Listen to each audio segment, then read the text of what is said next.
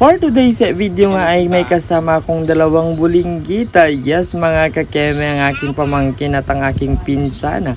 At ang kanilang hiling nga ay bagong mga gamit para sa pasukan. Bilang isang tita ay wish granted na naman yan dito sa may Loran nga kami pumunta dahil nga kumpleto na ang bilihin dito for school supplies. Nakakatuwa nga at makita ang kanilang mga ngiti sa kanilang muka.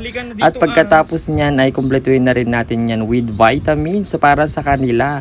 At syempre para sa mga oldies na si mama at papa at sa aking daddy Kes para naman protektado sila sa sakit.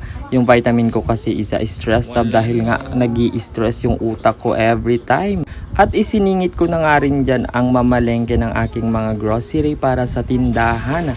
Ngunit ang nangyari, itong mga bulinggit na kung naman ang dami nilang pinagkukuha para sa kanila. Hindi na talaga tayo matatantanan ng mga batang to. Lugi ang araw ko mga kakene pero nakakatuwa.